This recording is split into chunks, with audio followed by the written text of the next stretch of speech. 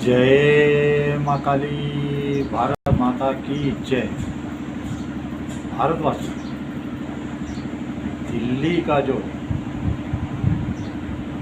विस्फोट हुआ था बहुत भयंकर हुआ था, ये तो आपको पता ही है। लेकिन अब धीरे धीरे सब कुछ सामने आता जा रहा है, लेकिन पूरी तरह आने में इसको साल 2 साल भी लगेंगे। लेकिन इसके पीछे जो सबसे बड़ा मास्टरमाइंड बताया जा रहा है, जो सामने आ रहा है, उसका नाम है मौलवी इरफान अहमद। मौलवी इरफान अहमद। और ये जो मौलवी है ना, ये मैं आपको बताऊं, ये मेडिकल के बारे में काफ़ी कुछ जानता है, काफ़ी कुछ जानता था। ये एक्सपर्ट था उसमें। और इसने एक गवर्नमेंट के सरकारी मेडिकल कॉलेज में नौकरी भी की थी।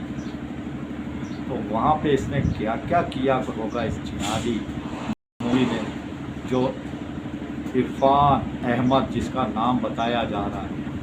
तो सोचिए, इसी ने पूरे भारत में जो डॉक्टरों का नेटवर्क खड़ा किया है, डॉक्टरों को आतंकवादी बनाने का, इसी इरफान अहमद ने शुरू किया है। अब आप ये तो देख रहे हो कि ये 4 शहरों से जुड़ी हुई बात है और 8-10 डॉक्टर सामने आ रहे हैं। नहीं नहीं नहीं, इस बात को भूल जाइए कि ये 8-10 है, ये पूरे भारत में फैला होगा। आज मैं बता रहा हूँ आपको, ये जो मुसलमान डॉक्टर हैं, सीधा कह रहा हूँ, मुसलमान डॉक्टर जो है 1 लाख से ऊपर है भारत के अंदर, 1 लाख से ज़्यादा भारत के अंदर। और अभी हमारे एक चाहने वाले, जिनको मैं मोहब्बत करता हूँ, प्रयागराज के अनुपम जी, वो बता रहे थे कि एक नाई था मुसलमान, सुनिए ध्यान से, मुसलमान नाई, वो एक एड्स जिसको होता है, वो उसका खून उसने जमा कर लिया था एड्स वाले का। तो जो हिंदू आता था ना, वो ब्लेड लगाता था, उसी एड्स वाले चाकू में डुबोता था, वो उसी एड्स वाले चाकू में, तो उसकी शेव करता था। या उसके, सोचिए कितना भयंकर, कितना डरावना है। अनुपम मिश्रा जी कह रहे थे, कल मैं देख रहा था। तो चलिए अब आज की बात पे आते हैं। देखिए भारतवासियों, इरफान अहमद से इसके तार जुड़े हैं। ये गवर्नमेंट कॉलेज में काम कर चुका है मेडिकल के, और इसने ही पूरे भारत में अपना जो पूरा सिस्टम था इसने फैलाया है, और जिहाद का। और ये जो गाड़ी आप देख रहे हैं ना, इस गाड़ी में पहले बताया जा रहा था 2 है, 3 है, 4 है। अब बताया जा रहा है कि एक ही था उमर, बाकी 2 उतर गए थे। अगर वो उतर गए थे तो बहुत ख़तरनाक है, बहुत जल्द से जल्द उनको पकड़ना। ये खबर आ रही है कि 2 उतर गए थे, ये अकेला उमर, और इसने जल्दबाजी में किया। इनका मतलब कुछ वैसा था नहीं कि इन्होंने बम बनाया था इसीलिए बचाव हो गया, नहीं तो ये इतना खतरनाक विस्फोटक था कि कई हज़ारों जाने जाती।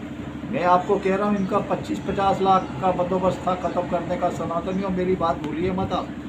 और इसी के साथ देखो, जब गाड़ी निकली, उसको जो कलाट प्लेस में वो देखा गया। अब ये जो लाल किले के पास ब्लास्ट हुई है जो गाड़ी, इसको दूसरा मयूर विहार में भी देखा गया इस गाड़ी को। और उसके बाद ये सुनहरी मस्जिद, फिर से सुनहरी मस्जिद में जाके रुकी थी। और ये जो गाड़ी है, अल फलाह यूनिवर्सिटी जो थी, उसमें 12 दिन तक खड़ी थी। 12 दिन तक ये गाड़ी ऐसी खड़ी थी, अल फलाह यूनिवर्सिटी। और इसी के साथ ही वो जिहादन है, जो आतकी जिहादन, मुसलमानी कहो, हर चीज़ में मुसलमान सुनो मेरे मुँह से, वो मुसलमानी, उसकी गाड़ी भी इसके साथ में खड़ी थी, जिसमें से वो मतलब वो राइफलें मिली। दोनों गाड़ियां साथ साथ में खड़ी थी।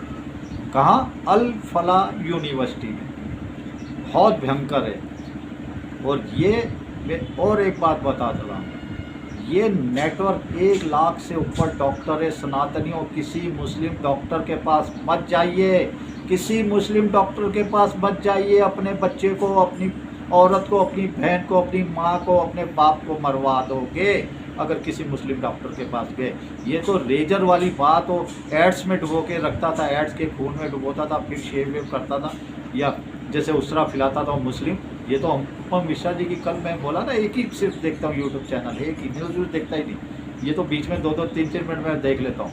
तो वो मैं सुन के अनुपम मिश्रा जी की बात है, मतलब रेजर एड्स में मैं तो डर गया। मैं तो सारे मुस्लिम ही मैं कटिंग शेव करवाने जाता हूँ भारतवासी, और तो मेरे को ढूंढना पड़ेगा हिंदू कौन है। और हिंदू तो इन्होंने सारा मतलब कवर कर लिया है मुसलमानों ने।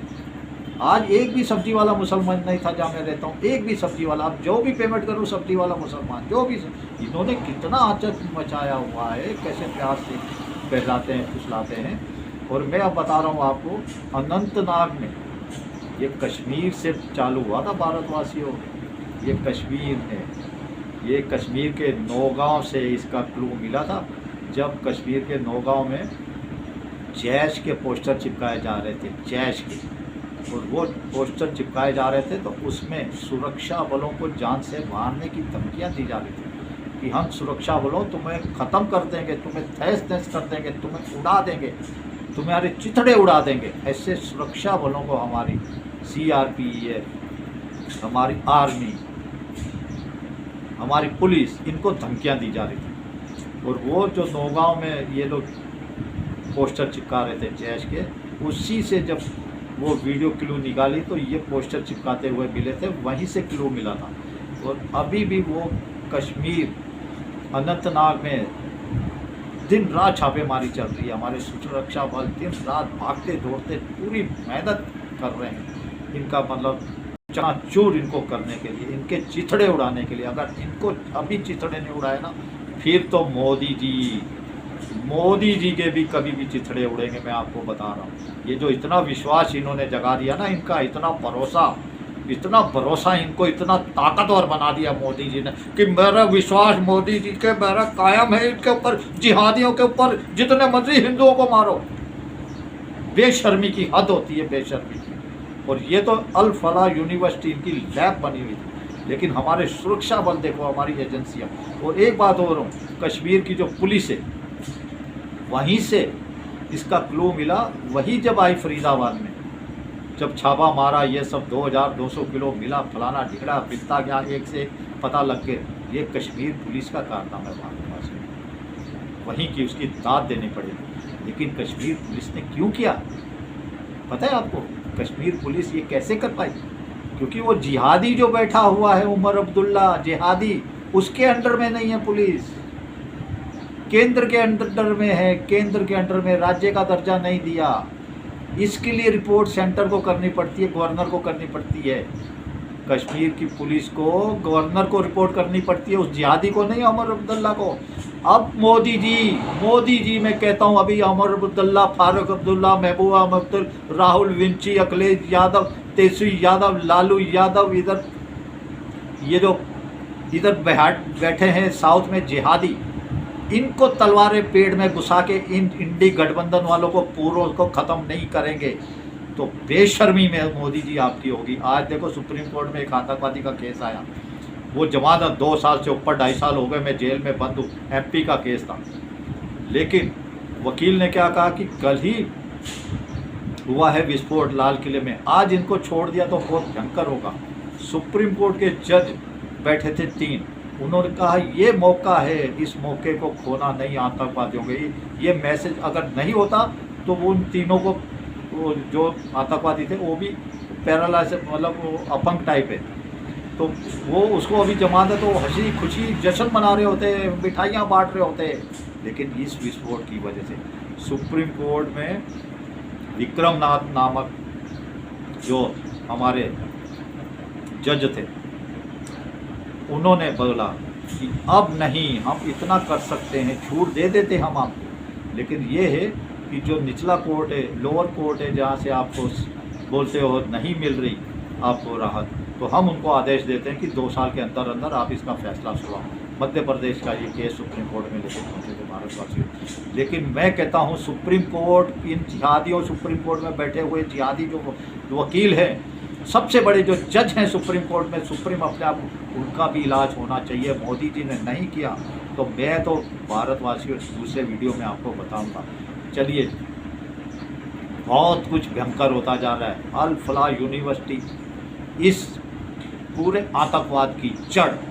अब ये जितने मदरसे और ये ऐसी यूनिवर्सिटियाँ ख़त्म करिए, उनको ख़त्म करिए, नामो निशान, बुलडोजर चलाइए उनके ऊपर, ख़त्म, नाबूद, नहीं तो भारत ही नेस्त नाबूद हो जाएगा। भारतवासियों गुस्सा भयंकर है। चलिए, वीडियो लंबा हो रहा है। भारत माता की जय।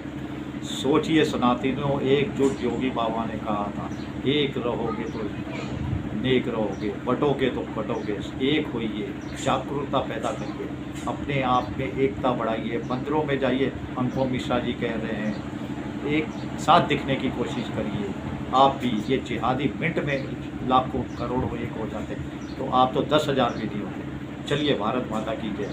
जय श्री राम, जय श्री हनुमान, वंदे मातरम, जय हिंद। भूलिए मत एसिड में नाई मुसलमान। जय हिंद।